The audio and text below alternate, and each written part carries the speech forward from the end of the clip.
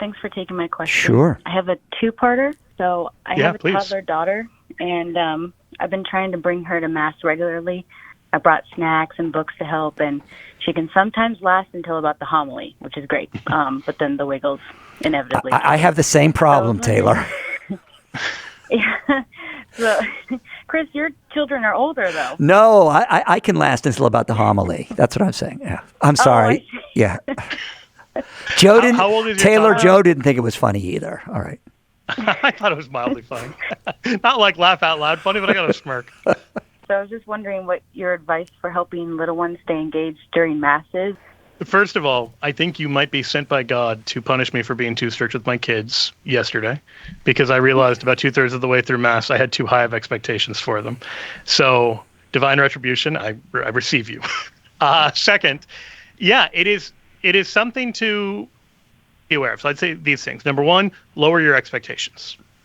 And number two, like, your ultimate goal is not to have a good Mass this Sunday or today or whatever. Your ultimate goal is to create an environment in which your kids love going to Mass and take it seriously. And so if you lean heavily on being really strict, you can win the battle and lose the war, because you can make them dread going to Mass because they get in a lot of trouble. So I think if you start with those premises and then focus on how do we help create good behavior during Mass. The third thing I would say is, if you've ever watched any other family with their toddler, you know that they freak out about it a lot more than anybody else does. And so I find that hard to believe when my kids are expressing themselves. But I have to, in the back of my mind, think this is worse for me than it probably is for most people around us, so I can have a little more grace in this moment, because I'm often worried about, like, am I distracting somebody else from prayer? And that sometimes happens. There are times you have to go to the back, etc.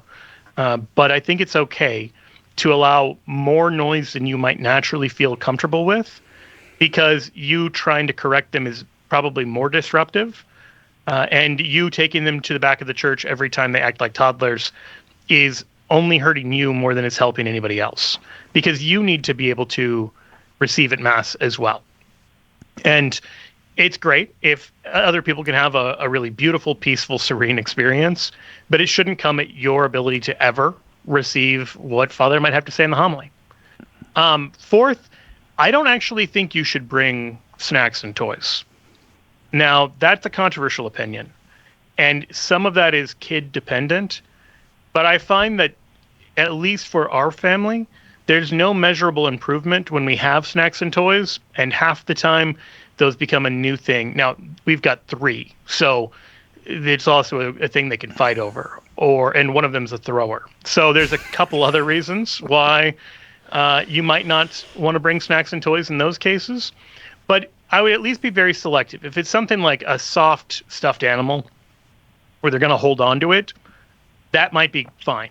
But if it's a hard plastic toy, that's probably more annoying than them just being little kids. Fifth, I think I'm on fifth. If you get to church early or stay after or have some time where the liturgy isn't directly going on, and let them explore the space. And a lot of times kids, like especially 1 and 2, they want to listen to the acoustics. They want to vocalize and hear the echo because it's part of the way they experience the space. Having time in church where there isn't the Mass going on and they can just explore it is really good. And then if there's statues or any beautiful art in the church, when you get up, maybe instead of going completely out of the church, you can go over to the statue and then stand there. They can look at the statue and you're half distracted but half able to listen, etc. And then, finally, I would just say in terms of kind of concretely setting low but realistic expectations, you can point out, especially once they hit maybe about 3, you can take sort of a Montessori approach of explaining the vestments, explaining the altar, explaining, what the different statues mean and what everything in the church means. And then you can quietly point those things out to them. And then they can engage at that level and can sort of grow in a little bit of an appreciation for it. And then the final thing I would say is blatantly bribe them after Mass if they have the kind of vision that they can be bribed with a far-off promise of things. So we've got my 5-year-old. I can say, if you're really good in math, we'll get a treat afterwards. My 3-year-old, if I tell him, if you're really good in math, we can get a treat afterwards, he will immediately want to know if math is over and he can have the treat right now. And so you know your children better than I do. So be prudent as to whether it makes sense to, try the carrot and stick. But I think the carrot is probably your friend for getting them to behave just a little bit quietly during mass. So I don't know if any of that's helpful, Taylor, but join the crowd of every generation of parents probably throughout history. Taylor, Jackie and I had 4 sons. The youngest is 21. Everything Joe said, I completely agree with, especially a lot of it, including the sort of the Montessori approach, even sort of whispering as things are going along, sort of a blow by blow. Jesus is coming, listen for the bells, that kind of thing. This is something that we found very effective. We sat in the front. We sat in the first couple of pews, and I'm not saying we never had to do the walk of shame, right? But actually being up front where the kids are visually engaged and not distracted way in the back. Parents with little kids sit in the back, and the kids can't see anything. Sit down front, and then I would just make a general appeal to anybody listening. I find it so inspiring. It gives me so much joy when I hear kids making noise at Mass. Obviously, somebody's screaming, then you got to take them out. But if you're bothered by kids at Mass, then Taylor, that's the problem of the people around you, not your problem. Did you have a second question, Taylor? No, that was all very, very helpful. And she's turning 3, so I think the Montessori approach is going to work well. And our church is very large and beautiful, and it's got lots of statues. So I will have her kind of walk around and thank you. I forgot to mention this earlier. One last thing you can do is you can practice sitting still at home. So we have a little nook by the window that looks a little bit like a pew. And I will actually, particularly if they have a really packed Mass, one of the things we'll practice after we get home is sitting relatively still on the pew for 3 minutes.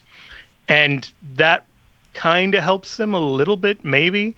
And, it's one of those things where, again, you're going to lose a lot of battles in the ultimately successful war.